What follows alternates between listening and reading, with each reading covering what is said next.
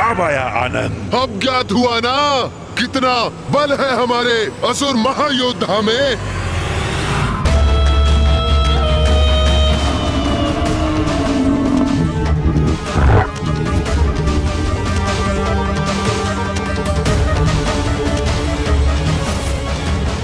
अरे ये देवी कहाँ चली गई?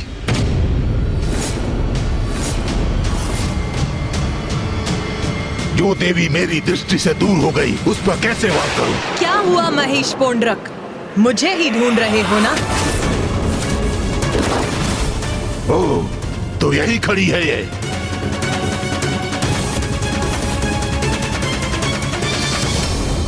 अब तुम्हारा अंत समय भी आ गया है।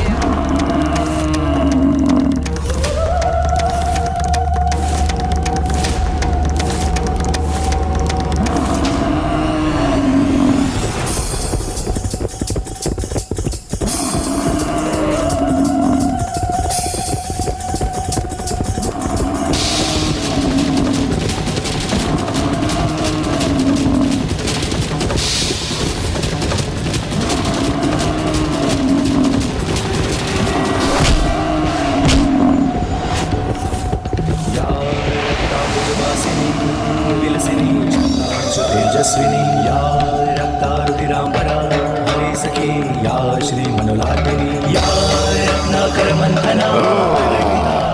मुझ पर वार किया देवी ने, अब मैं इसका दंड दूंगा उन्हें।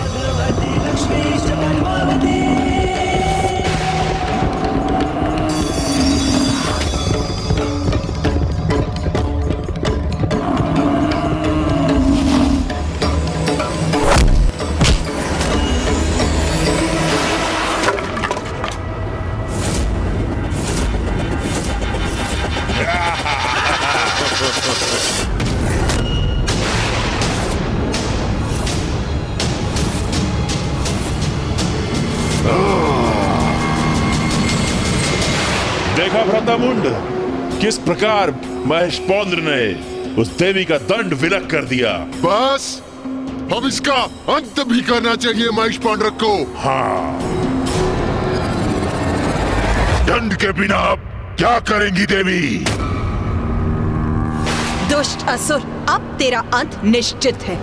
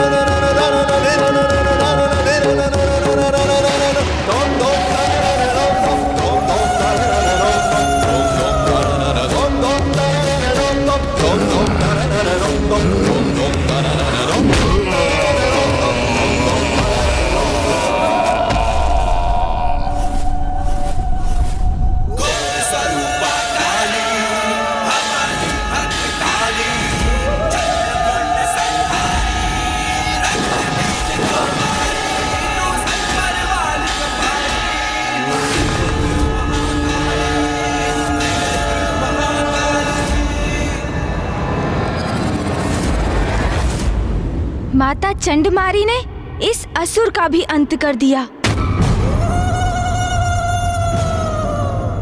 महेश पौंद्र का भी वध कर दिया।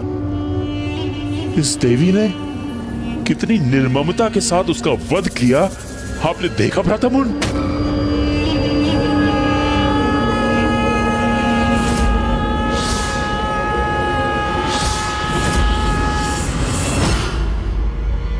भ्राता, भ्राता, भ्राता, स्वयं को इस आतंक से बाहर निकालो भ्राता चंड। तो क्या हुआ यदि उसने रूरू और महेश पौंड्रक का अंत कर दिया? भूल जाओ उन्हें।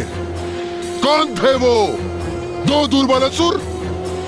स्मरण करो, कौन है हम, कितनी शक्तियां हैं हमारे पास।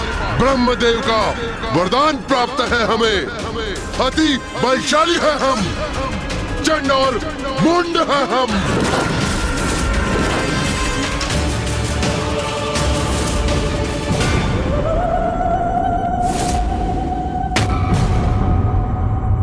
उन दोनों ने हमें उन देवियों के पराक्रम की गाथा क्या सुना दी? हमारा मनोबल टूट गया? नहीं भ्राता, विद्युत शक्तियों के स्वामी हैं हम। कोई पराजित नहीं कर सकता हमें। उचित है भ्राता, सर्वथा उचित है। बहुत हुआ ये हास परिहास। यदि हमने उस काली का वध किया, उस कौशिकी को अपने वश में कर लिया, तो असुरों के समस्त इतिहास में तो हमारा नाम स्वर्णिम अक्षरों से लिखा जाएगा। सोचो भ्राता, जगत जननी के भक्षक होंगे हम, सर्व शक्तिशाली होंगे हम। यदि हमने इसका वध कर दिया, तो उस मिथ्यासुर महानायक को उसके पद से हटाकर पूरे त्रिलोक के स्वामी बन जाएंगे हम। हाँ भ्राता, हाँ, शुंभ और निशुंभ को मृत्यु प्रदान करेंगे हम। हम बनेंगे असुरों के महानायक, हम होंगे असुरों के अधिपति। उचित है भ्राता, उचित है। तो इस अवसर का लाभ उठाओ भ्राता। इस देवी का वध कर त्रिलोक का राजपद प्राप्त करेंगे हम। राजपद, त्रिलोक का राजपद उचित है।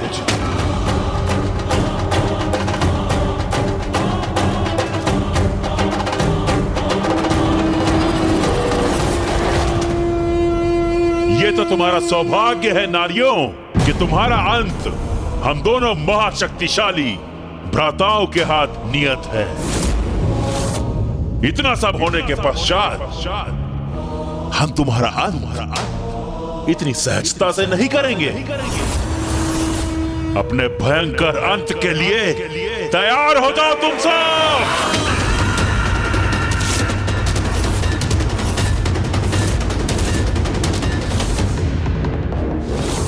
मूर्ख असुरों, अभी भी तुम्हारा विवेक, तुम्हारी बुद्धि जागृत नहीं हुई, तो अब तुम्हारे अंत का समय आ ही गया है।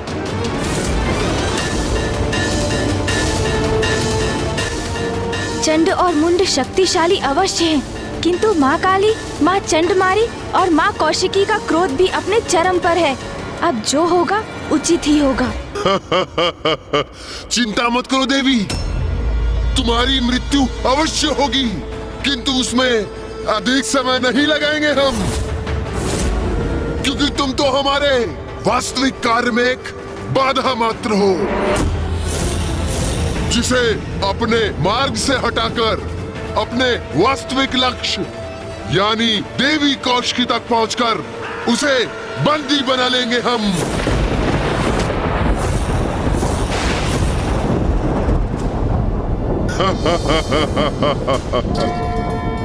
मूर्ख असुरों, तुम्हारी मूर्खता और अहंकार के कारण तुम्हें इसका आभास भी नहीं कि यहाँ आकर जो तुमने अंतिम लक्ष्य का चुनाव किया वो है मृत्यु। मृत्यु।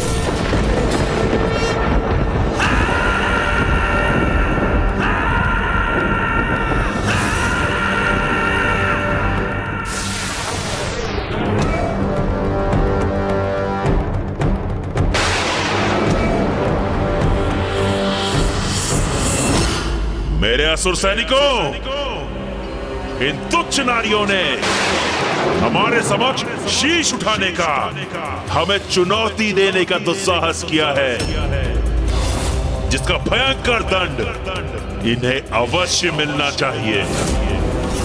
मुझे ज्ञात है कि तुमने इन्हें रूरू और महेशपंत का वध करते हुए देखा, किंतु मेरा विश्वास करो, तुम्हें इनसे भयभीत होने की कोई आवश्यकता नहीं है। असुर वीरों, रूरू और महेश पांड्रेक पराजित हुए, क्योंकि वे दोनों युद्ध से पूर्व ही अपनी पराजय स्वीकार कर चुके थे।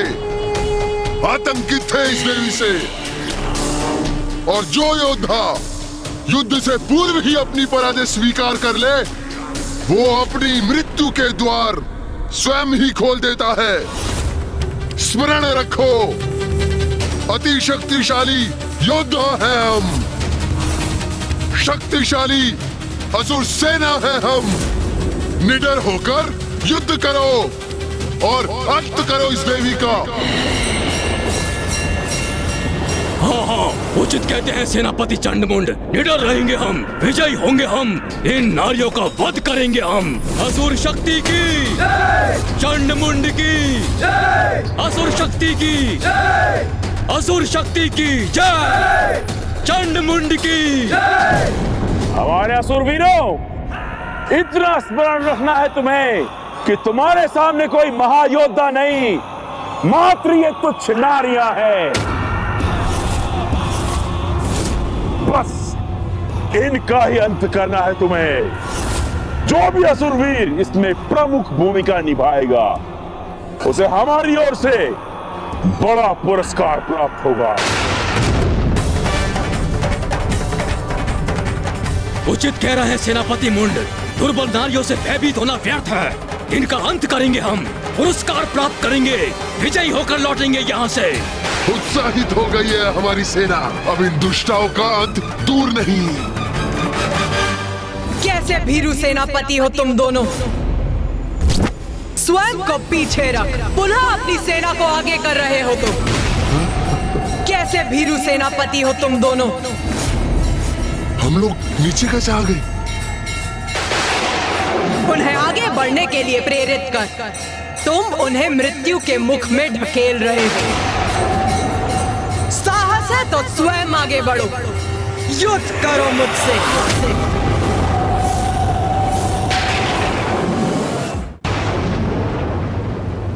मैं तो तुम्हें एक सहज मृत्यु देना चाहता था, किंतु प्रतीत होता है कि तुम मेरे हाथों ही मृत्यु चाहती हो। तो ठीक है, फिर यही उचित है।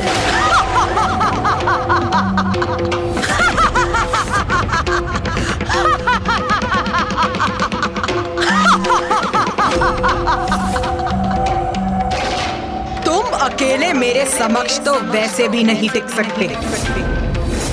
तो सुनो मूर्ख, मैं तुम्हें एक अवसर और देती हूँ।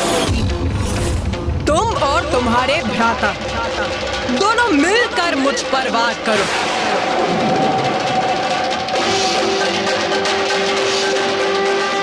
और मैं देवी चंडमारी तुम्हारी सेना को नष्ट करती हूँ। इतना दुस्साहस इस दुष्टा चंडमारी का, इसका भी दंड प्राप्त होगा इसे।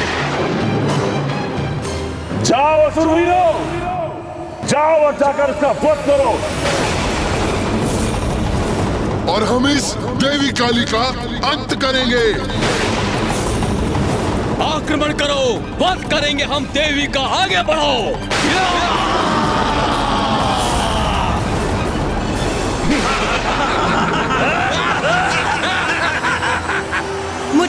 अनुमति दीजिए माता।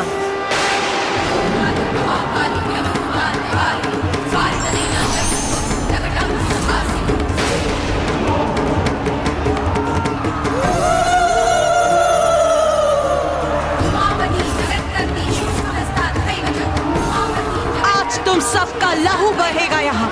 तुम्हारे रक्त से रक्त रंजित होगी ये रणभूमि।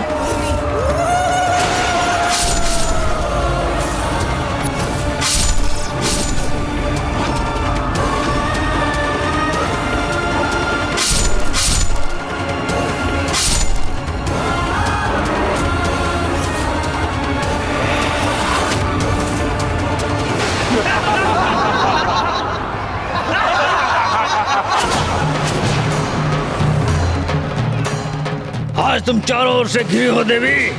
हमसे तुम्हारी रक्षा आज कोई नहीं कर सकता।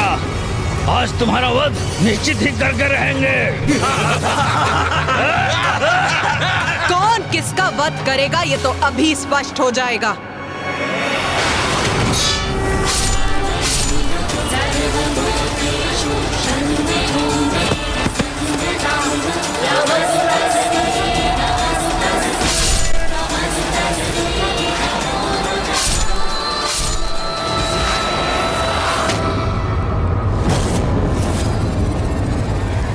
कैसी स्तब्ध खड़ी है ये देवी। लगता है हमसे भयभीत हो गई है।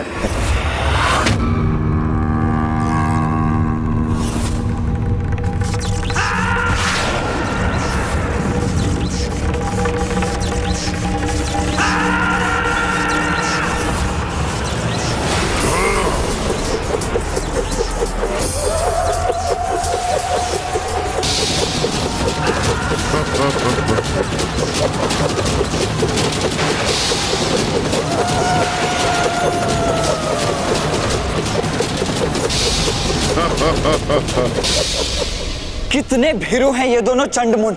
तभी तो योद्धा धर्म का उल्लंघन कर मिलकर मां काली पर एक साथ बहुअस्त्रों से वार कर रहे हैं। हाँ भैया, इन भीरुओं ने मात्र बहुअस्त्रों से ही नहीं वरन धूर्तता से भी आक्रमण किया है। ये चक्र मायावी है। एक योद्धा एक चक्र को ही रोक सकता है। जिस क्षण माँ एक चक्र को रोकने का प्रयास करेंगी तो शेष उसी क्षण माँ को आहत कर देंगे।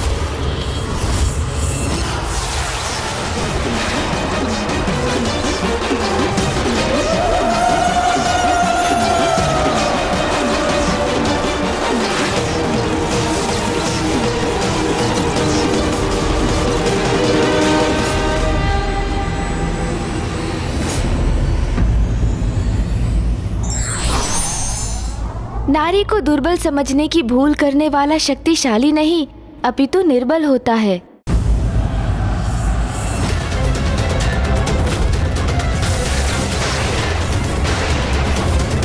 ये कपटी दुष्ट इतना बड़ा दुस्साहस कर रहे हैं।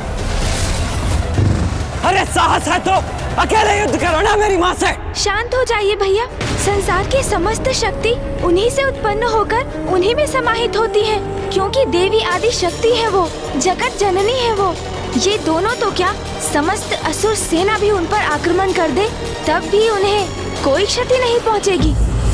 पुत्र कार्तिकेय का आवेशित होना तो उचित है। जो न्याय प्रिय है उसके समक्ष कोई अन्यायपूर्ण आचरण करे तो उसका क्रोध अवश्य जागृत होगा, और फिर जब ये दुष्टता उसकी माँ पर केंद्रित हो तब वो स्वयं को कैसे शांत रखे।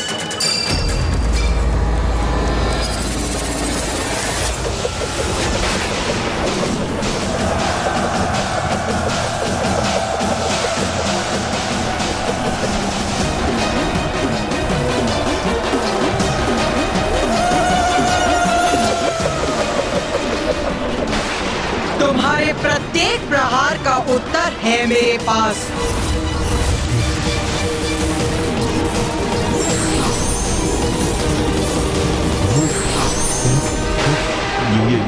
ये क्या भ्रातामुंड, ये तो अभी तक एक ही थी। हाँ भ्राताचंड, किंतु ये अभी 4 हो गई है। चंडमुंड देखो, अपने प्रहार को व्यर्थ जाते देखो और अपने जीवन की क्षणों की उल्टी गणना करना प्रारंभ करो।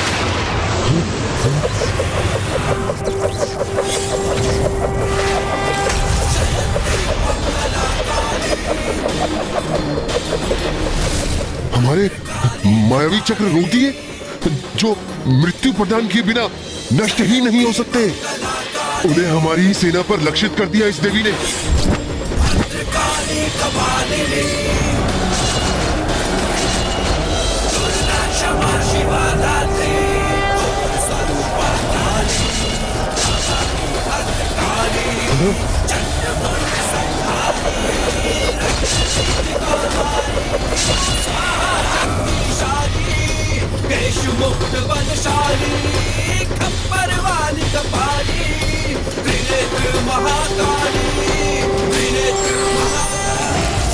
बस इतनी ही शक्ति है तुम दोनों में।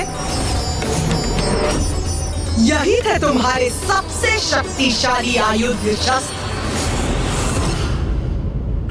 माँ ने सर्वथा उचित किया। इनके चक्रों से ही इनके सारे असुरों का वध कर दिया। असुरों का तो स्वभाव ही ऐसा है भैया। सत्य यदि उनके समक्ष आकर स्वयं कहे कि वो सत्य है, तब भी उस पर विश्वास नहीं करेंगे ये। उसे भी अपनी अहंकार की कालिमा से ढकने का प्रयास करेंगे ये, और जिसका परिणाम सदा इनका विनाश ही होगा। माता ने तो ये प्रहार बड़ी ही सरलता से डाल दी, किंतु मैं निश्चित तभी होगा जब माता इन दोनों भ्राताओं चंड और मुंड का वध करेंगे। भ्राता मुंड? हाँ भ्राता।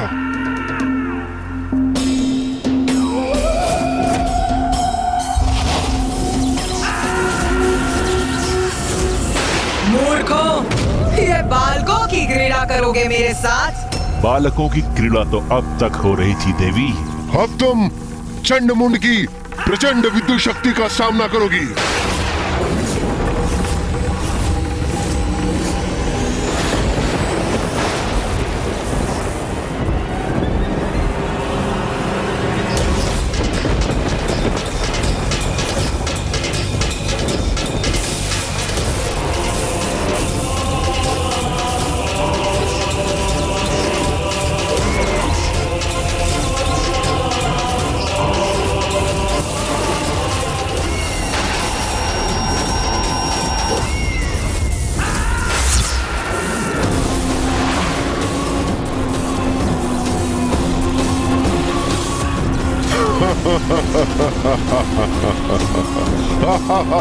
अपना जाल बुनेंगे मेरे चारों ओर। शीघ्र इनका ये भ्रम भी भंग होगा।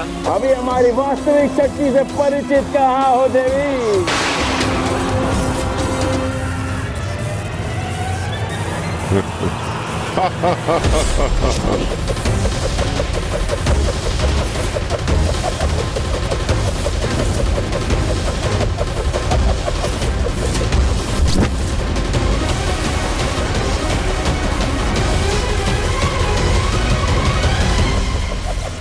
चंड मुंड, देखो अपने शस्त्रों को नष्ट होते देखो।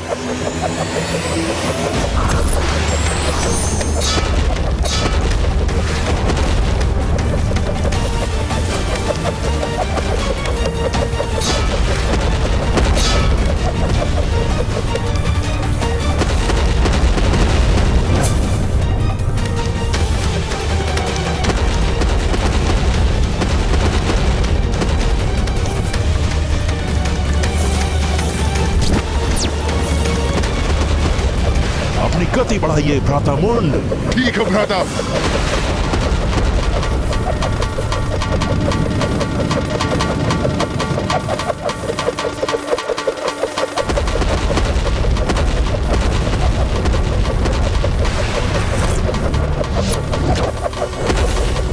अपनी गति और बढ़ाओ भ्राता मुंड, थका दो इस देवी को। भ्राता चंड, उचित सुझाव है तुम्हारा। लो, मैंने और तेज कर दी अपनी गति।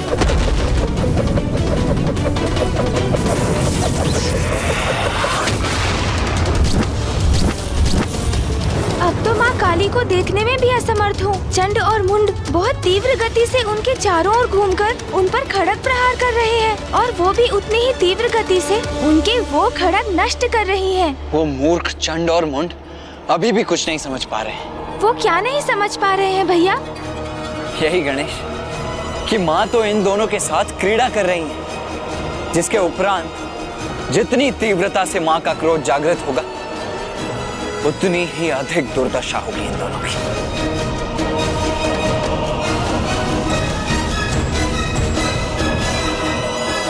चंड मुंड, अब तुम्हारी कुछ ही सांस शेष, तुम्हारा अंत निश्चित हो। क्या हुआ देवी? हमारे प्रहार संभाल नहीं पा रही हो क्या? अरे वो संभालेगी भी कैसे भ्राताचंड? अकेली नारी इतने प्रचंड प्रहारों का सामना कैसे कर सकती है?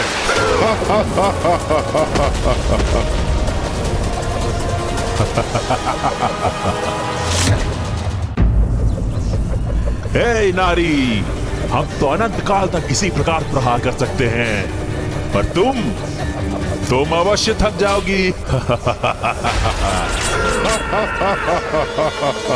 तुम्हारे कोमल कोमल हाथ उठने से मना कर देंगे, तब तुम अपना शीश झुकाने में विवश हो जाओगी। तुम पर अनेकों प्रहार कर तुम्हें छत विछत कर देंगे। हाँ, फिर हम अपना समस्त ध्यान उस देवी कौशिकी पर केंद्रित करेंगे।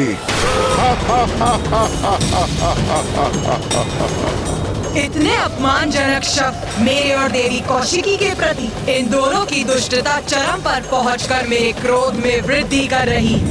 किंतु तुम चिंता मत करो, देवी कौशिकी के साथ हम ऐसा भयंकर व्यवहार नहीं करेंगे। हाँ, उस सुंदर देवी को खींचते हुए अवश्य ले जाएंगे, किंतु अत्यंत प्रेम के साथ। शुंभ के लिए नहीं, उसे अपने लिए लेके जाएंगे। बस अब प्रतीत होता है अपने इन दुर्वचनों से अपने भाग्य के पट बंद कर लिए हैं इन दोनों ने। अब तो एक ही घटना शेष है इनके जीवन में, इनकी मृत्यु। अब इन दोनों के पापों की गागर भर चुकी।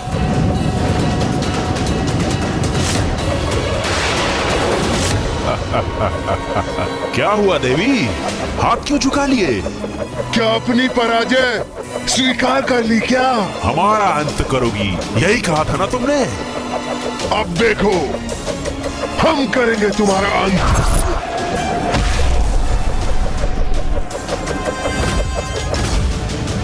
अरे ये क्या हुआ? माँ काली कहाँ चली गई?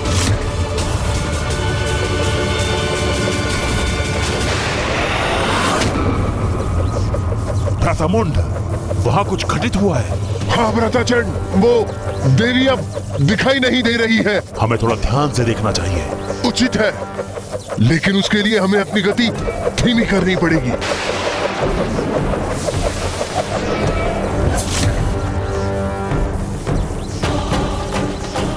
भ्रातामुंड, वो देवी कहाँ चली गई? लगता है भाग गई।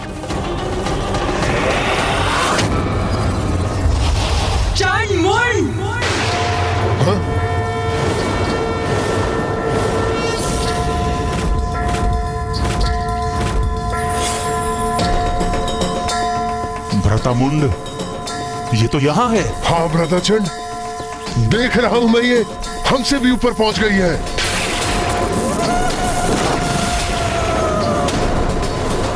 भागना तो अब तुम्हें चाहिए मूर्खों। ये तो अत्यंत विकराल प्रतीत हो रही है भ्रातामुंड। हाँ भ्राताचंड, ये क्या करने जा रही है? किंतु अब तो तुम्हारे भागने का भी कोई लाभ नहीं। भ्रातामुंड, इसका स्वर तो अत्यंत भयावना है। अब हम क्या करें?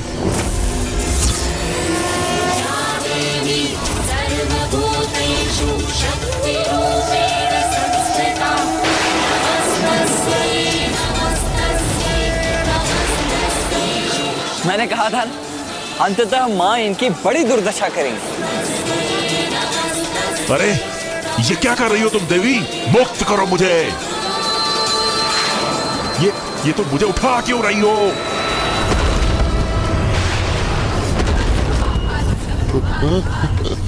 क्यों उठा रही हो मुझे? क्या करोगी मेरे साथ? छोड़ो मुझे। मेरा तो मन था कि माँ विद्युत रेखाओं को एक सूत्र में गूंथ दे। चंड और मुंड को एक दूसरे से टकराते देख बहुत आनंद आएगा मुझे।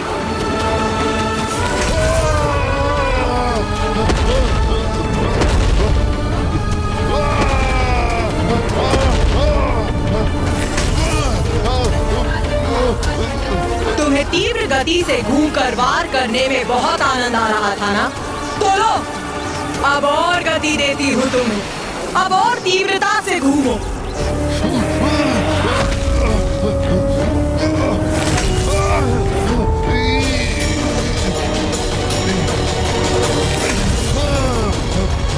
प्रतीत होता है माँ को तुम्हारा सुझाव भा गया है गणेश।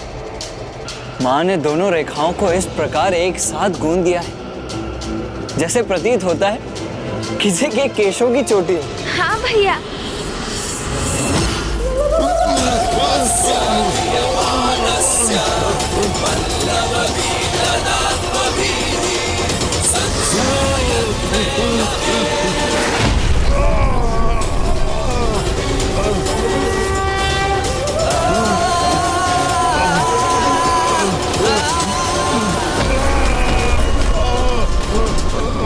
ये इस प्रकार विद्युत से कैसे प्रभावित हो रहे हैं? क्योंकि माता ने इन दोनों को एक साथ जोड़ दिया है, इसलिए चंड सीधे मुख है और मुंड उल्टे मुख। विपरीत विद्युत ऊर्जाओं के एक साथ आने से विद्युत ऊर्जा के प्रवाह में एक तरात्म स्थापित हो गया है और ये विद्युत भली भांति निरंतर प्रवाहित होती रहेगी और ये दोनों भी इसी प्रकार अपनी ही ऊर्जा से प्रभावित होते रहेंगे।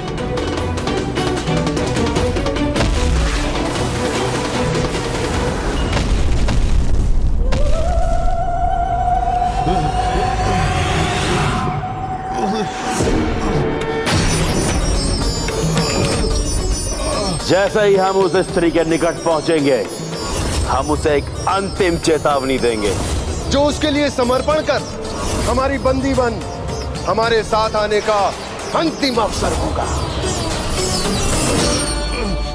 मैं तुम दोनों को अंतिम चेतावनी देती हूँ। देवी कौशिकी के समक्ष समर्पण करो, उनकी शरण में आ जाओ।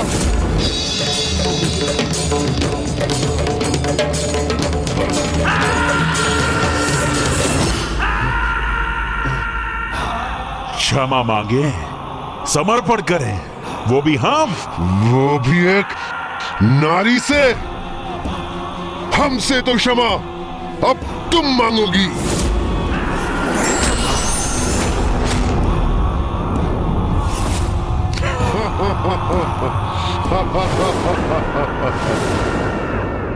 अपना अंतिम अवसर भी गवा दिया इन दोनों ने। बस उसके लिए ये अंतिम अवसर होगा।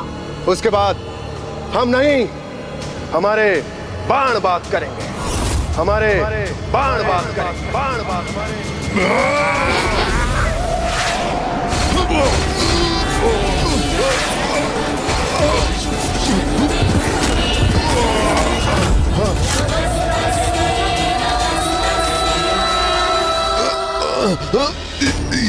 ये क्या कर दिया देवी? हमें अपने ही बाणों से भेद दिया।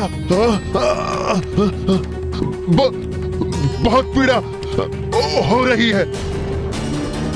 उस पर बाणों की ऐसी बौछार करेंगे कि वो उनसे आहत होकर लहूलुहान हो जाएगी। वो चीत्कार करेगी, हमारे बाणों के बंधन से मुक्त होने के लिए समस्त प्रयास करेगी। अपने कोमल कोमल हाथों से अपने बाणों को हटाने का प्रयत्न करेगी।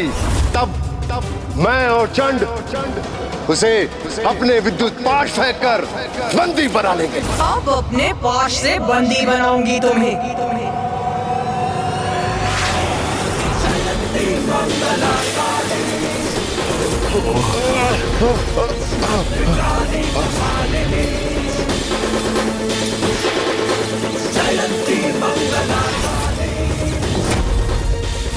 अरे ये पाश तो हमें और कष्ट दे रहा है, हमारे घाव बढ़ा रहा है।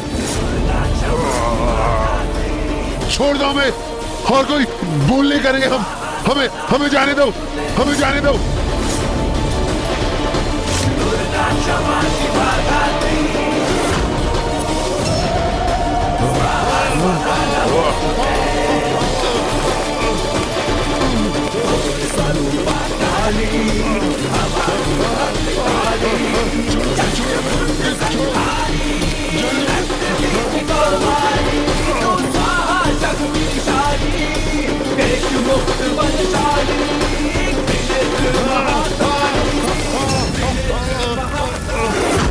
भारी बेड़ियों में बंधी अपने पैरों पर हमारे साथ चलकर यहां तक आएगी।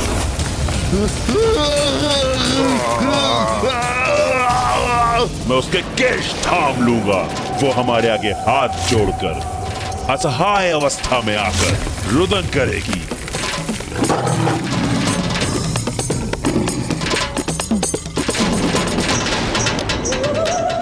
फिर उसे भारी बेड़ियों में बांधकर खींचते हुए आपके समक्ष ले आएंगे।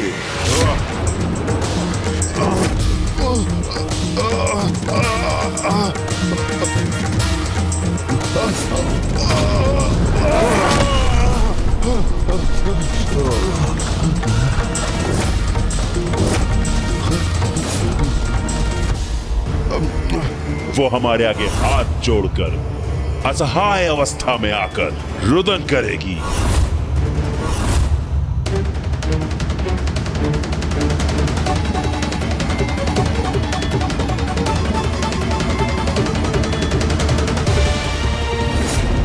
नारी शक्ति को दुत्कारते थे ना तुम, किंतु देखा कैसे एक नारी ने ये दुर्दशा की है तुम्हारी।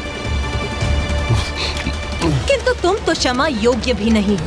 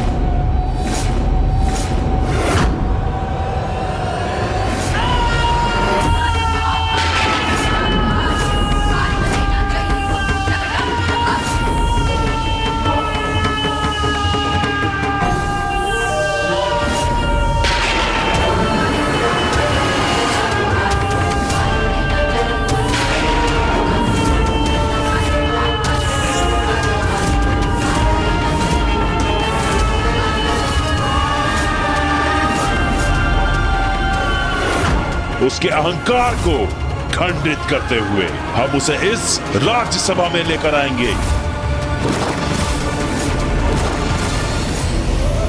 और असुर महानायक शुंभ के चरणों के आगे डाल देंगे। वो फिर अपने दया की भिक्षा मांगेगी। असुर महानायक शुंभ के चरणों में गिर के दया की भिक्षा मांगेगी। असुर महानायक शुंभ के चरणों में गिर के दया की भिक्षा मांगेगी।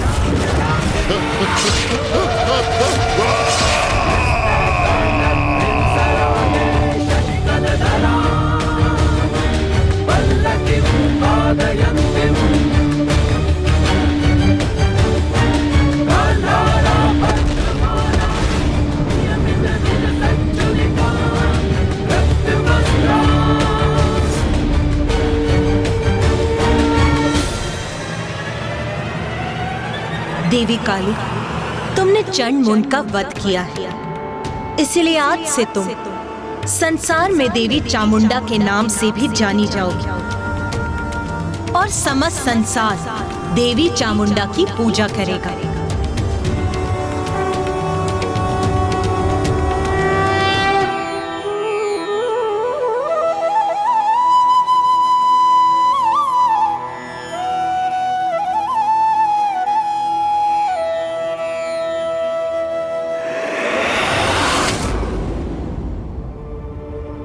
और लूलू, उसने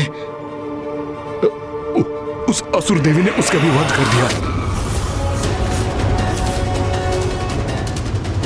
महेश पांडरक, उसका भी अंत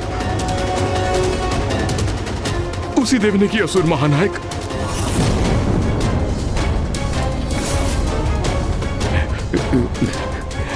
मुंड, असुर सेनापति, मुंड भी उस देवी के समक्ष जीवित नहीं बचे।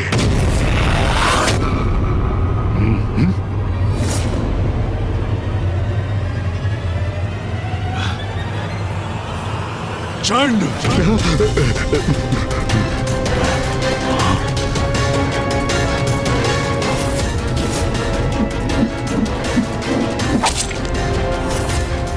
कैसे बताऊं असुर महानायक को चंड का भी अंत किया देवी ने।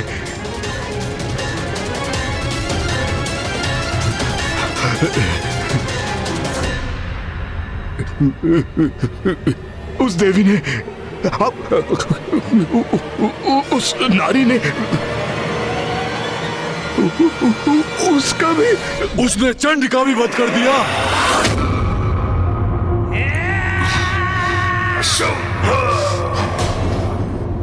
चंड मुंड जैसे पराक्रमी असुरों को, मेरे सेनापतियों को पराजित कर दिया उसने।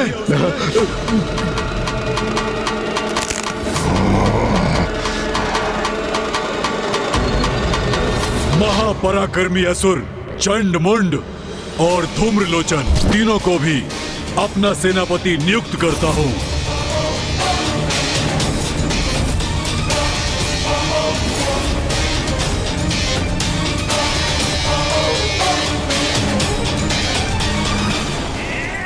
वो दुष्ट नारी, मैं उसका अंत कर दूंगा, अंत। ये क्या कह रहे हैं आप देव सेनापति निशुंभ? अब तो अपने भ्रम से बाहर आइए। इस अनुचित उन्माद का अंत कीजिए। अब वो कोई साधारण नारी नहीं है, समस्त ब्रह्मांड की शक्ति की स्रोत, सर्वोच्च नारी की शक्ति, शिव की शक्ति, जगत जननी है वो कोई भी हो, मैं उसका अंत कर दूंगा, अंत। निशुंभ,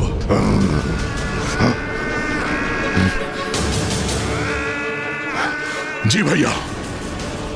सेनापति रक्तबीज सर्वथा उचित कह रहे हैं। हमें इस सत्य को स्वीकार करना होगा।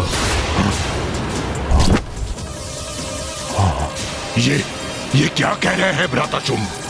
हम असुर पराजय स्वीकार कर लें? यही उचित होगा। इसी में हम सभी असुरों की भलाई निहित है।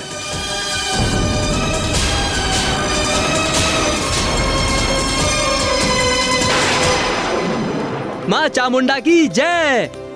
माँ चामुंडा की जय! माँ चामुंडा की जय!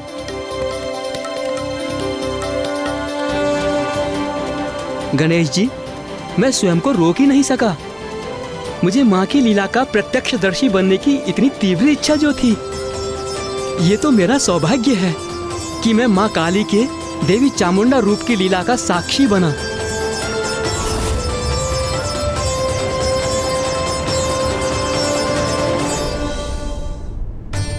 आपकी लीला तो दिव्य और अपरंपार है माँ।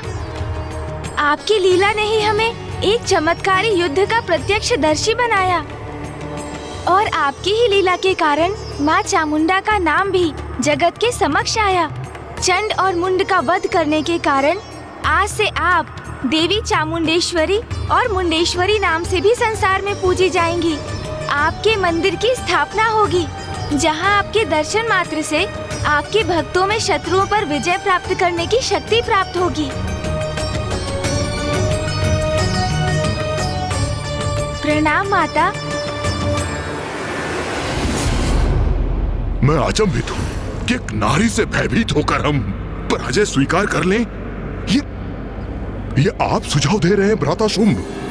इसमें अचंभित होने को क्या है भ्राता निशुंभ?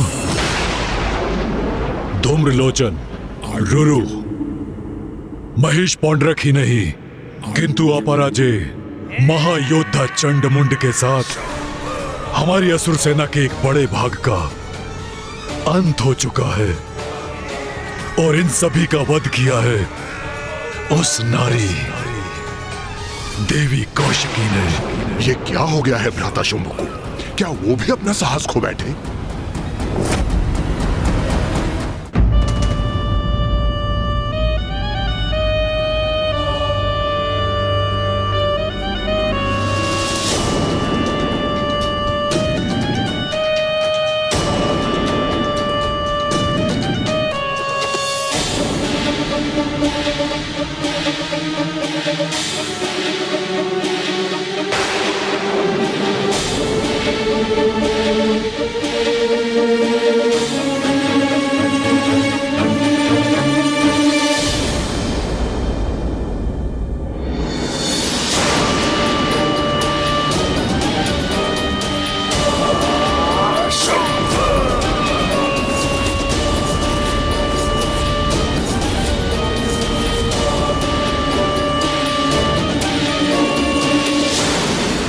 सत्य है ना, उस देवी ने हमारे प्रचंड असुर योद्धाओं का वध कर दिया, फिर भी तुम्हारा क्रोध जागृत नहीं हुआ?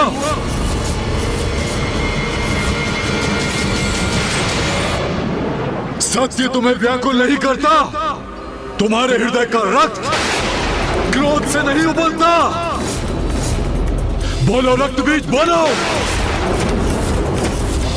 हमारे असुर भ्राता हमारे लिए, हमारे असुर समुदाय के उत्थान के लिए युद्ध करने गए थे। उन पराक्रमी असुर योद्धाओं का निर्मम वध किया उस नारी ने, और तब भी तुम्हारा रक्त प्रतिशोध के लिए गतिशील नहीं होता। आप सत्य को कब स्वीकार करेंगे असुर महानायक शुंभ? अपने मति भ्रम का परित्याग कीजिए, जिनसे प्रतिशोध लेने के लिए आप मुझे प्रेरित कर रहे हैं। वो कोई साधारण नारी नहीं है, जगत जननी है। पुनः वही राग अलाप रहा है ये। असुर महानायक शुंभ, उनकी शक्ति को पहचानिए। बस रक्त बीज, बस। धिक्कार है तुम पर, धिक्कार है। जगत जननी, देवी, शक्ति, माता, तुम्हारे मुख से निकले इन शब्दों का श्रवण करते करते थक चुका हूं मैं। मात्र शब्द नहीं है ये असुर महानायक शुंभ, इन्हीं शब्दों में सत्य निहित है। प्रतीत होता है सत्य कुछ और ही है। बताओ मुझे, असुर गुरु शुक्राचार्य द्वारा आयोजित प्रतिस्पर्धा में तुमने क्यों भाग लिया था? बताओ मुझे। स्मरण रहे, अब असुर शक्ति के उदय का समय आ गया है। अब बहुत हुई पराजय, अब जय होगी असुरों की, और आज ही हम इस जय का आरंभ करेंगे। यदि उस स्पर्धा में विजयी होकर तुम असुर महानायक के पद पर प्रतिष्ठित होते तो क्या करते? बताओ रक्तबीज, बताओ। क्या करते ये तो स्पष्ट है।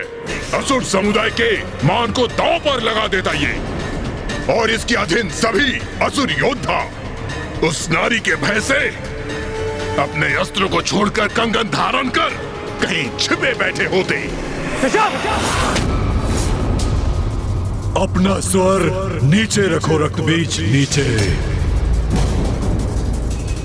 मेरे भ्राता के शब्द छुप गए तुम्हें, तो आज सत्य कह ही दो।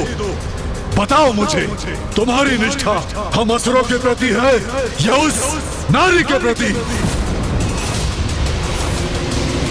असुर महाराज शुंभ, मुझ पर आक्षेप लगाने के पूर्व तनिक समझने का प्रयास कीजिए। ईश्वर से युद्ध कर हम कभी विजय नहीं हो सकते। ईश्वर, वो नारी, एक कुटिल कपटी मायावी नारी तुम्हारी ईश्वर है, और उसकी शक्ति में तुम्हें इतना विश्वास और उसके प्रति तुम्हारी इतनी श्रद्धा है। रक्तबीज, तुम उससे युद्ध न कर उसकी सुरक्षा सुनिश्चित कर रहे हो। देवी कौशिकी को मेरे संरक्षण की आवश्यकता नहीं है। मैं आपको और असुरों का बचाव करने का प्रयत्न कर रहा हूं, क्योंकि यदि आप निशुंभ, मैं और अन्य असुर शेष ही नहीं रहे तो इस युद्ध का असुरों को क्या लाभ होगा? अपनी जान गंवाकर भी हमें क्या प्राप्त होगा?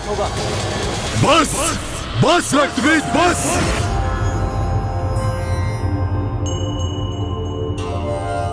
ओम जयंती मंगला काली भद्रकाली कपालिनी,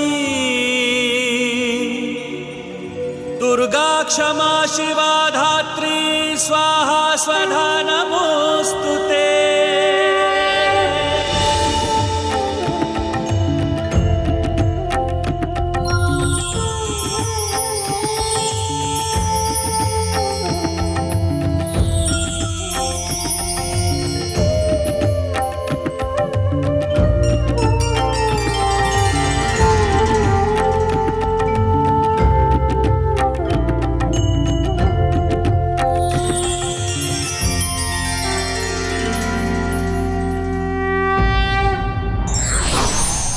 सच्चे हितैषी ही सत्य से अवगत कराते हैं, किंतु ये व्यक्ति पर निर्भर करता है वो इसे कितना महत्व देता है।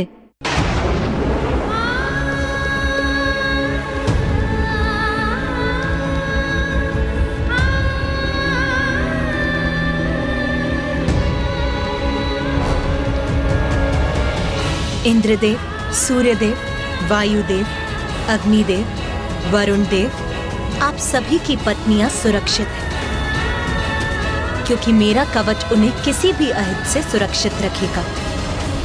माता, आपका कोटि कोटि धन्यवाद। आपने कृपा कर हमारी सारी चिंताएं हर ली। माता, यदि सभी देवियां सुरक्षित हैं, तो क्या हम उन्हें अपने साथ लौटा कर ले जाएं? नहीं, अभी वो समय नहीं आया, क्योंकि शुंभ और निशुंभ के वध होने तक देवियां मेरे ही कवच के संरक्षण में गुफा में सुरक्षित रहेंगी।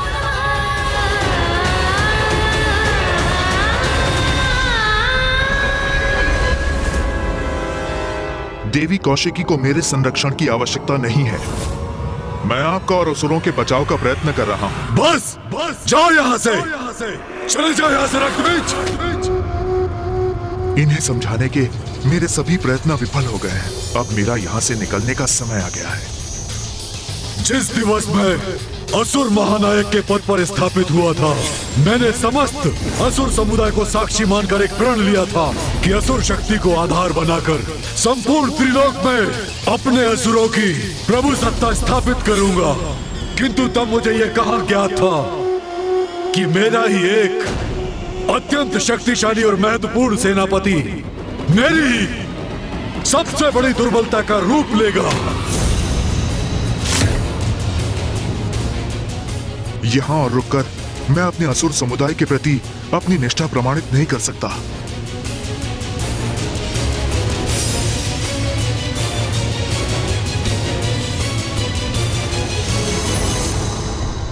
जाओ रक्तबीज, जाओ, भाग जाओ यहाँ से, क्योंकि तुम्हारा आज ये पलायन असुरों के साथ महाद्रोह है, किंतु ये तुम्हारा स्वभाव ही है। महान असुर सम्राट महिषासुर ने तुम्हें मंत्री बनाया, और जब उनका विकट समय आया तुम उन्हें अकेला छोड़कर भाग गए। जो तुमने पूर्व में किया वही तुम आज भी कर रहे हो। रक्तबीज, तुम पर धिक्कार है। मुझे तो प्रतीत होता है कि तुम असुर ही नहीं हो। अवश्य तुम्हारी मां ने भी असुरों के साथ द्रोह किया होगा और अपने चरित्र को देवताओं के साथ कलंकित किया होगा, और तुम उस कलंक का परिणाम हो रक्तबीज।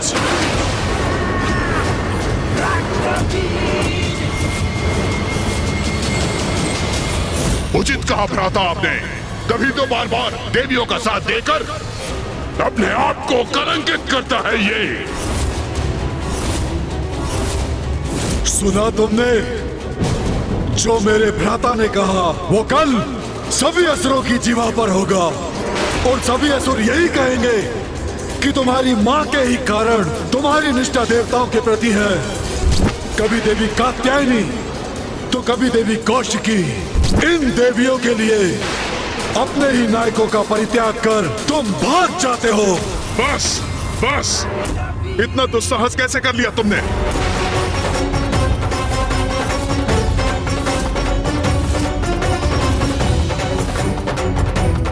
सभी सीमाएं लांघ गए हो तुम। मेरी मां के प्रति अपशब्द कहा तुमने। तुम्हें इसका दंड मिलेगा। अपने हाथों से तुम्हारा वध करूंगा मैं। स्तंभन! स्तंभन!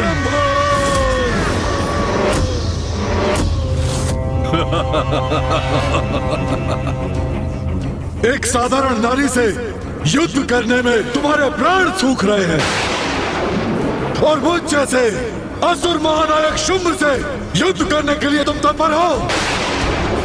यह कैसा परिहास है? इस बंधन से मुक्त होता तो अभी अपनी शक्ति का परिचय देता तुम्हें। तुम्हारी मां को लेकर कुछ कह दिया तो तुम इतने क्रोधित हो गए किंतु तुम्हारे इतने असुर योद्धाओं का वध हो गया और तुम पर कोई प्रभाव नहीं पड़ा। भ्राता शुंभ ये क्या कर रहे हैं? यदि रक्त बीज के तन से उसके रक्त की एक भी बूंद धरती पर गिरी तो वो उसके लिए एक बड़ी सेना उत्पन्न कर देगी, और यदि ऐसा हुआ तो ज्ञात नहीं वो सेना हमारी कैसी दुर्दशा करेगी। नहीं, भैया को उसे स्तंभन से मुक्त करना ही होगा।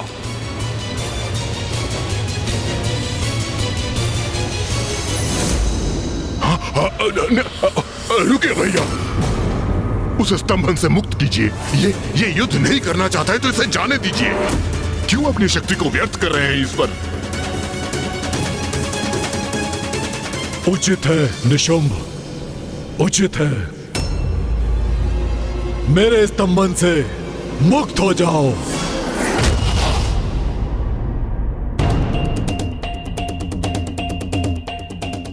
आपके रोकने के पूर्व मैं देवी कौशिकी से युद्ध करने जा रहा था, जिससे भविष्य में कोई भी मेरी मां के नाम को कलंकित करने का दुस्साहस न करे। एक निष्ठावान मंत्री होने के नाते मैंने महाराज महिषासुर को चेतावनी दी थी, और आज फिर आपको भी चेतावनी दे चुका हूं, जिसे समझने के लिए तैयार नहीं है आप।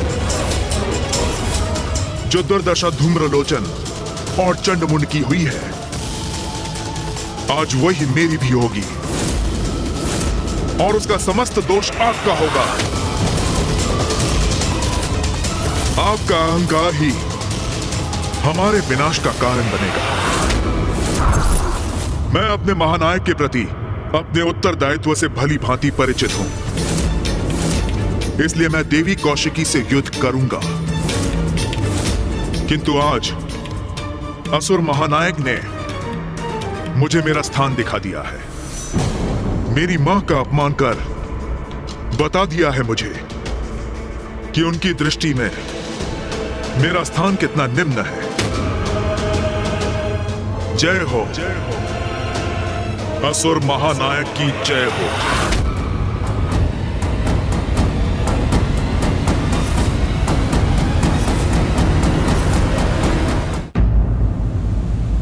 देवगण, आप सभी के यहाँ से प्रस्थान का समय आ गया है।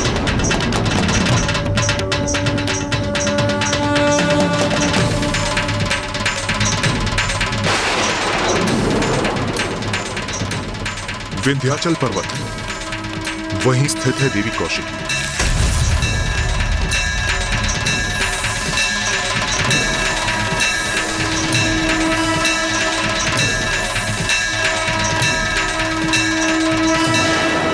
माँ, हमें यहाँ से दूर मत भेजिए। ये सब जो घटित हो रहा है और जो होने वाला है, ये सभी तो आपकी ही लीला है माँ। हमें भी यहाँ रहकर आपकी उसी लीला का प्रत्यक्षदर्शी बनने की अनुमति दीजिए माँ।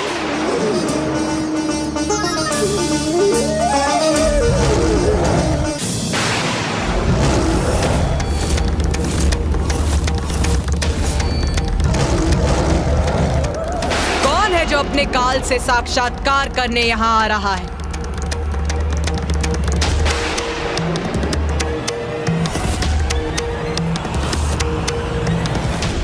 रक्त बीज, रक्त बीज।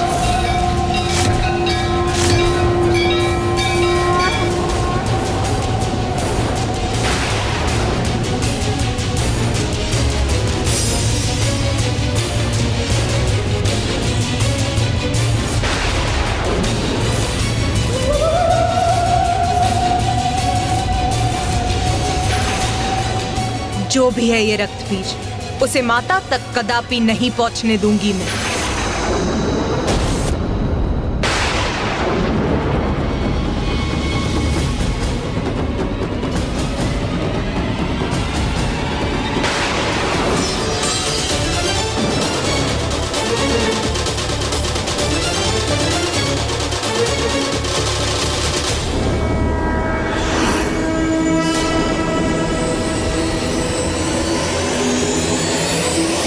जगत जननी,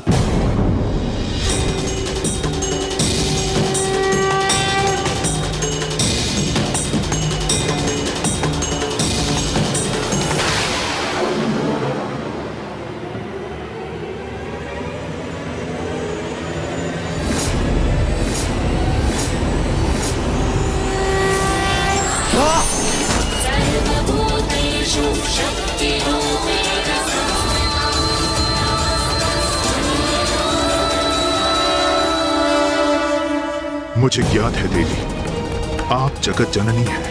पूर्व में आप देवी कात्यायनी का रूप धारण कर प्रकट हुई थी और आप देवी कौशिकी के रूप में मेरे समक्ष हैं। रक्त बीज, मुझे ज्ञात है अपने भीतर उमड़े अंतर्द्वंद के किस बवंडर से जूझ रहे हो तुम।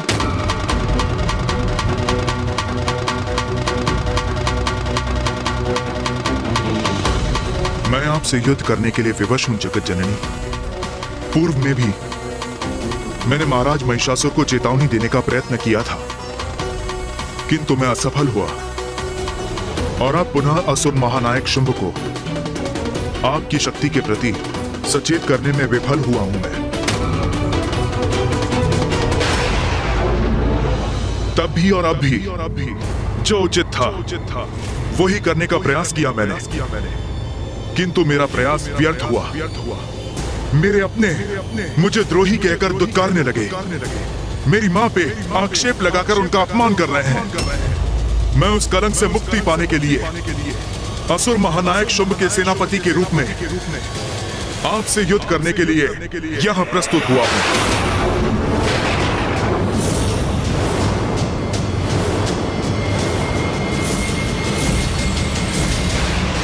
आप अपना दायित्व निभा रही हैं जगत जननी, और मैं भी अपना दायित्व निभाने यहां आया हूं। ज्ञात है मुझे अंततः आपके हाथों मृत्यु होगी मेरी,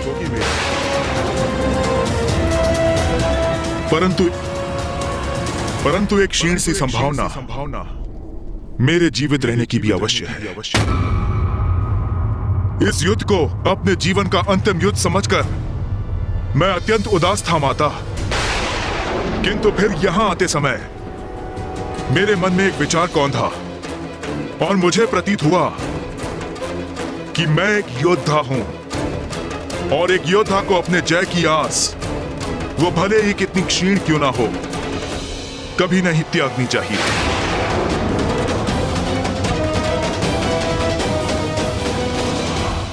और ये उचित भी है। आप जगत जननी हैं, देवी शक्ति हैं, तो मैं बुराई का साथ देने पर भी हूं तो आपका ही अंश, अर्थात आप मुझ में उपस्थित हैं और मैं आप में। इसलिए हम दोनों भिन्न होते हुए भी एक ही हैं और हमारी शक्ति का स्रोत भी एक ही है। जब शक्ति एक है तो फिर इस युद्ध में जहां आपकी शक्ति सफल हो सकती है तो मेरी क्यों नहीं।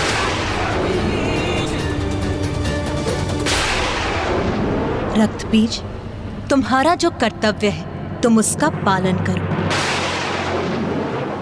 यदि इस युद्ध में शेष रहा तो अपनी मां का प्रतिशोध अवश्य लूंगा शुंभ से, उसे मृत्यु दंड देकर आपकी इच्छा पूर्ण करूंगा मैं।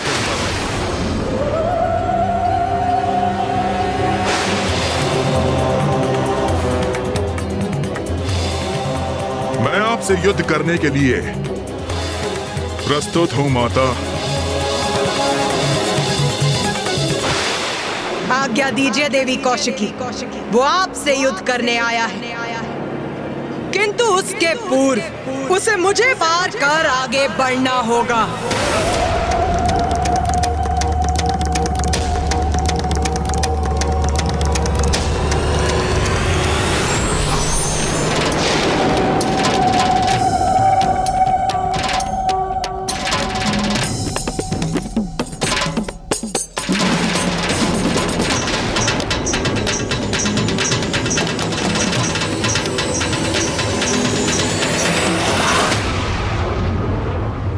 युद्ध करने आए हो ना यहाँ, तो उठाओ अपने अस्त्र शस्त्र, युद्ध करो मुझसे।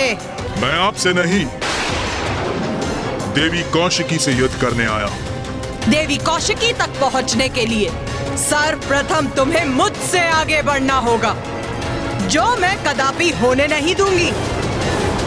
देवगणों, भैया, मैं समझ नहीं पा रहा हूँ कि ये दुष्ट इतना संयमित क्यों है। युद्ध क्यों नहीं कर रहा ये रक्तबीज? युद्ध तो मैं मात्र देवी कौशिकी से ही करूंगा।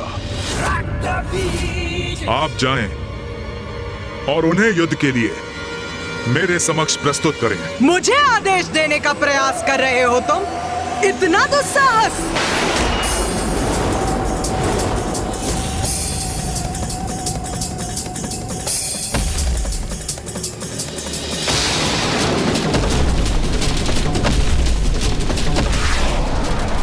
आइए देवी, युद्ध कीजिए मुझसे, यही तो मैं भी चाहता हूं।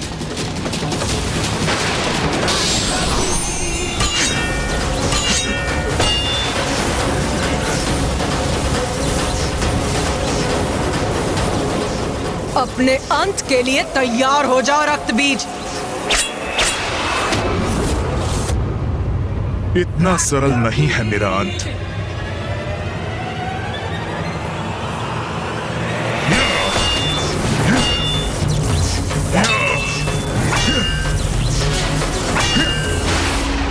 उस स्पर्धा में हमने जिस रक्तबीज को देखा था, ये उससे कितना भिन्न प्रतीत हो रहा है।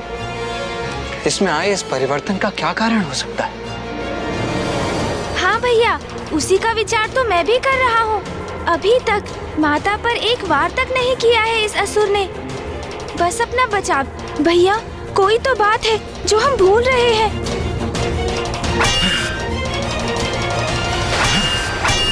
प्रथम पूज्य गणेश जी, रक्तबीज को ये भली बात ही ज्ञात है कि वो माता का सामना कदापि नहीं कर सकता, इसलिए वो केवल युद्ध करने का स्वांग कर रहा है, जिससे कि वो शुंभ को संतुष्ट कर सके। नहीं देवराजेंद्र, असुर युद्ध भूमि में आकर अपने क्रोध के वश में अक्षम हो जाते हैं, इसलिए उसकी आसुरी प्रवृत्ति उसे संपूर्ण सामर्थ्य से युद्ध करने पर विवश कर देती है। किंतु ये तो इतना शांत है, इसके पीछे अवश्य कोई अन्य रहस्य है।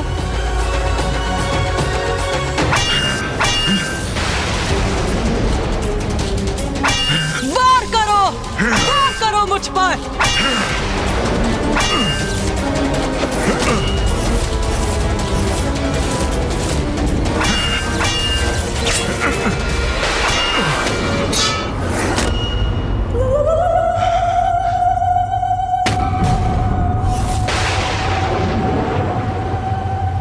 निशस्त्र योद्धा पर वार नहीं करती मैं। रक्तबीज, उठाओ अपना शस्त्र।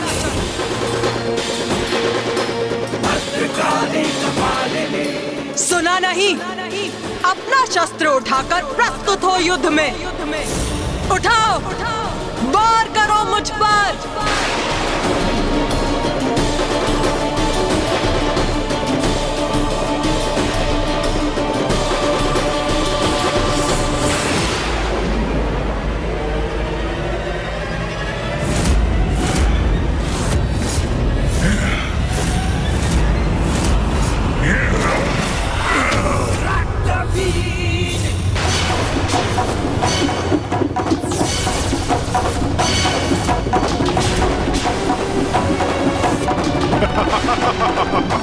ये क्या किया इस दुष्ट ने?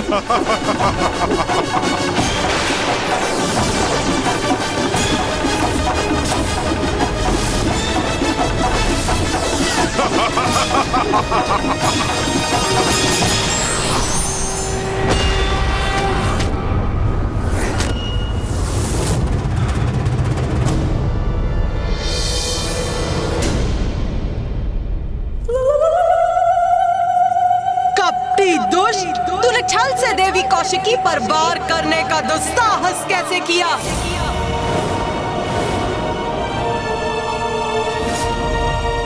अब तेरा अंत करूंगी मैं।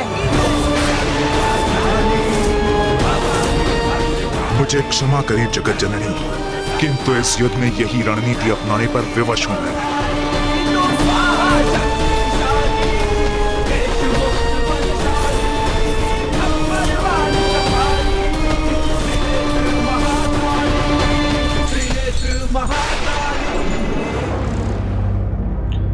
क्या हुआ भ्राता निशुंभ, इतने अधीर क्यों हो?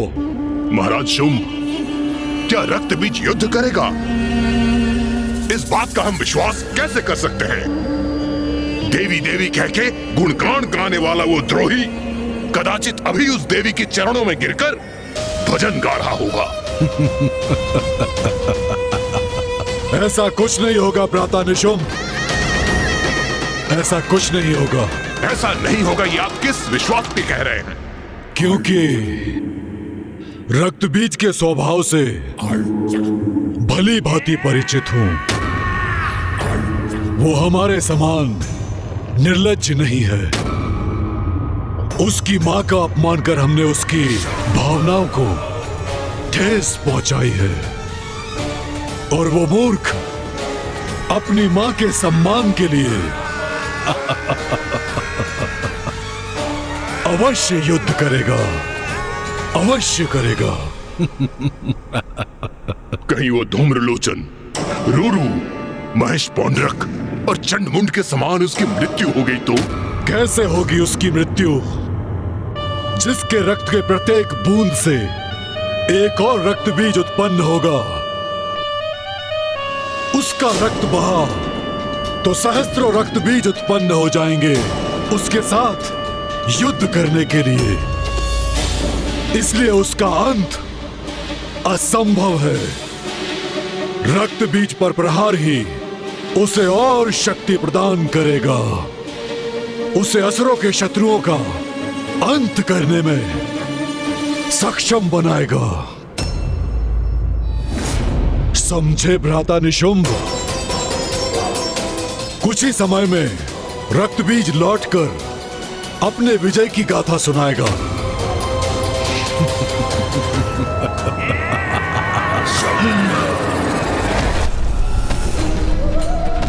और उग्र प्रहार कीजिए मुझ पर देवी काली।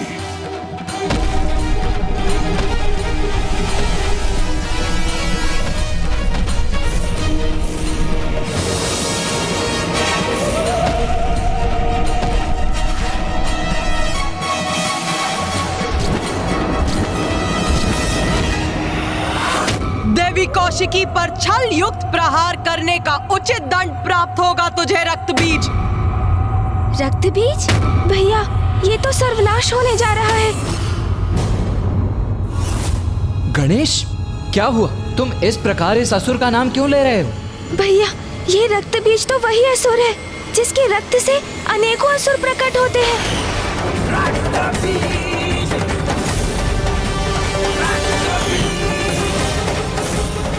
तो ये है उसकी चाल।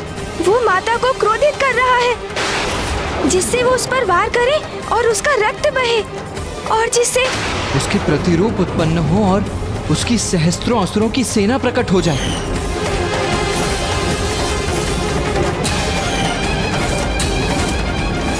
नहीं माता, रुक जाइए, इस पर प्रहार मत कीजिए।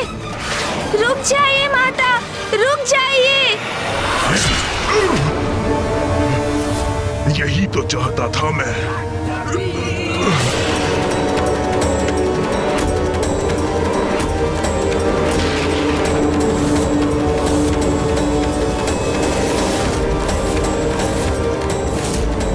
देवी काली, ये कैसा अनर्थ हो गया आपसे?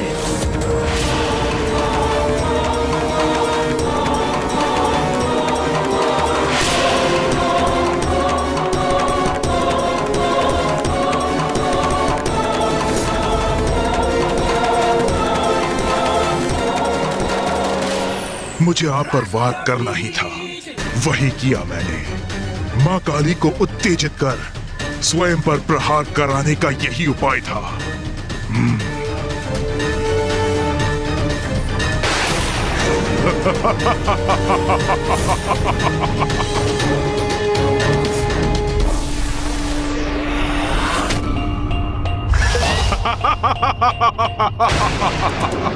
ये है रक्त बीज की शक्ति माता। ये कैसा आभास हो रहा है मुझे?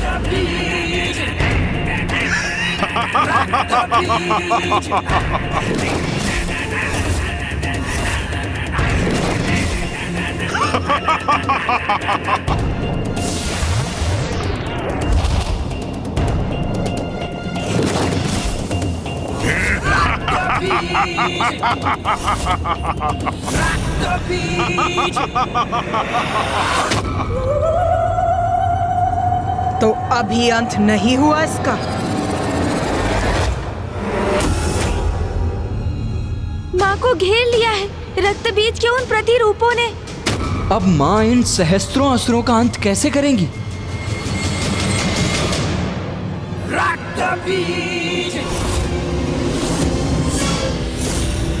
देखा देवी, मेरा वध कोई नहीं कर सकता। मैं तो अमर हूं। त्रिदेव त्रिदेवियों एवं उनके अंश के सिवाय कोई अमर नहीं है रक्तबीज। किंतु तुम असुरों को ये सत्य समझ में क्यों नहीं आता? तुम्हारी भ्रांति कभी मिटती क्यों नहीं? मेरे सैनिकों, आक्रमण करो, अंत कर दो इस देवी का। अंत करेंगे इन देवी का। प्रहार करो इन पर।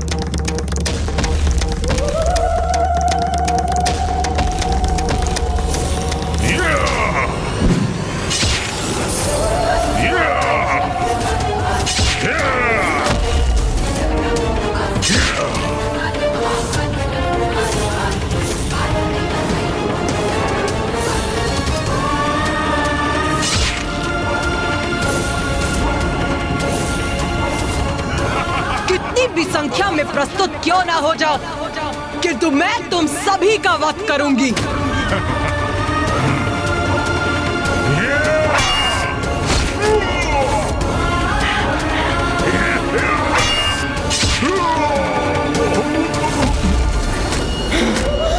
हो गया रक्तबीज, या थोड़ा और रक्त बहाऊं मैं तुम्हारा, जिससे तुम कुछ और असुर उत्पन्न कर सको?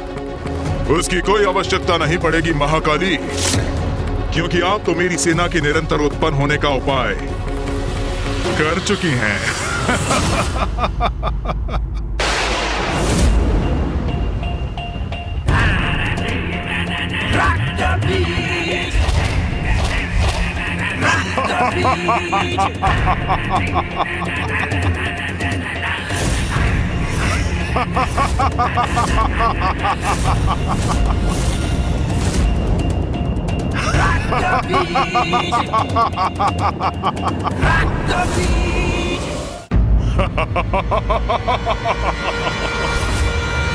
ये असुर तो निरंतर उत्पन्न होते रहेंगे, इनका तो कभी अंत ही नहीं होगा। हाँ गणेश, तुम उचित कह रहे हो गणेश।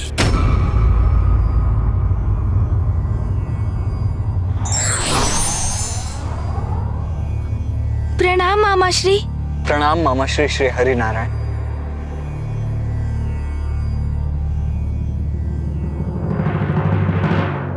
रक्त बीज और उसके असुरों का जितना रक्त बहेगा, उनके रक्त से उतने ही असुर उत्पन्न होंगे। किंतु मामाश्री, इन असुरों की उत्पत्ति और मरण के इस चक्र का अंत करने का कोई तो उपाय होगा। मेरी भी यही आशा है। मात्र आशा से नहीं, कर्म से कुछ होगा मामाश्री, क्योंकि कर्म किए बिना मात्र आस लगाए रहना, ये तो दुर्बल करते हैं। मैं इस प्रकार हाथ पर हाथ धरे निष्क्रिय होकर माँ को एक ऐसा युद्ध करते नहीं देख सकता जिसमें माँ का प्रत्येक प्रहार एक और बड़ा संकट उत्पन्न कर रहा है।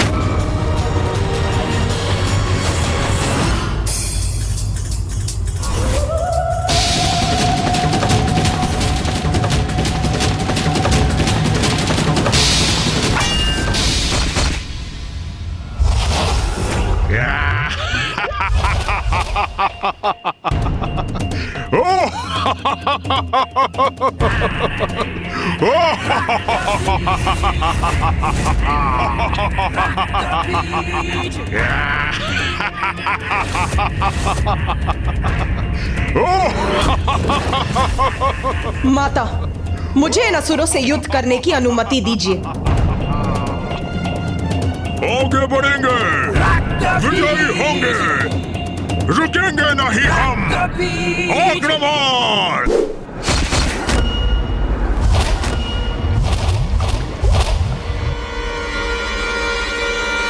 भैया, भैया, इस प्रकार आपको ऊंचे स्वर में रोकने का आशय नहीं था मेरा, किंतु मैं सशंकित हो गया भैया। सशंकित हो गए तुम?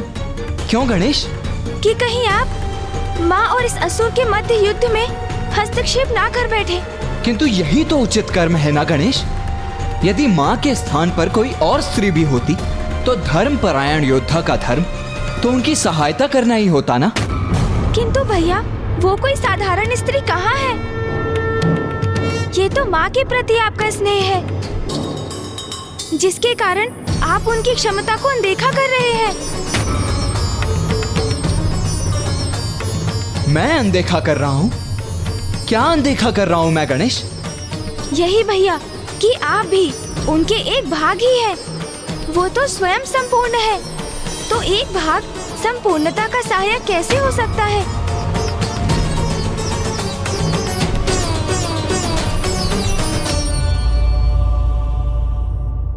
तुम सर्वथा उचित कह रहे हो गणेश। मैं ये कैसे नहीं देख सका? मेरा जन्म तो मां से ही हुआ है। मेरा तन, मन, मेरे रक्त की प्रत्येक बूंद मां की ही तो देन है। इसीलिए मेरी शक्ति पर विश्वास कर मां की सहायता करने का निश्चय कितनी बड़ी भूल थी मेरी। मैं वास्तव में भूल रहा था कि मां की शक्ति तो अथाह अपार है।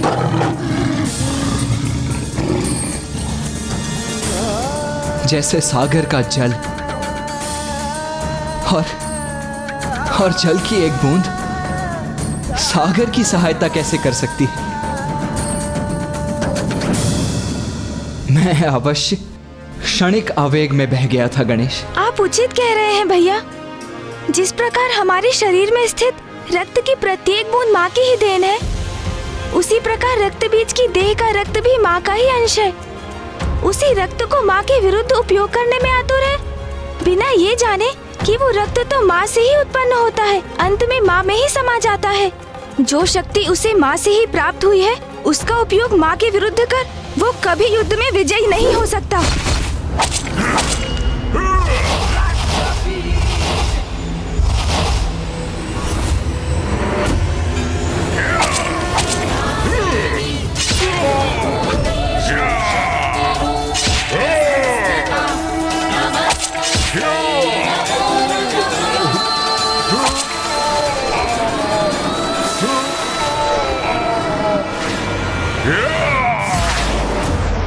अब ये कैसी ध्वनि है? किसका आगमन हो रहा है?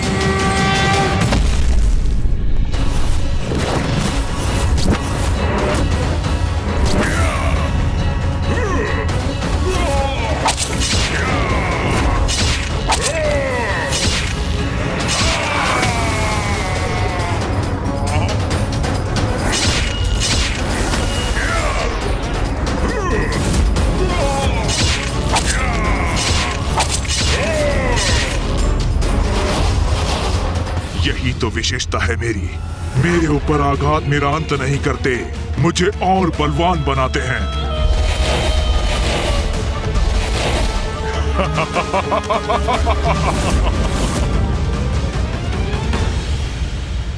इस प्रकार तो ये असुर निरंतर उत्पन्न होते रहेंगे, इनका कभी अंत ही नहीं होगा।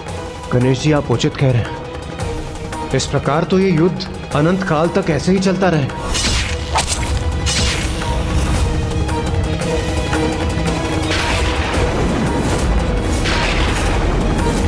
तो फिर माता कैसे रक्त बीज को अपने रक्त से नवीन असुर उत्पन्न करने से रोकेंगी? योद्धा कितना भी शक्तिशाली क्यों ना हो, यदि वो अधर्म के साथ है तो उसका विनाश निश्चित है।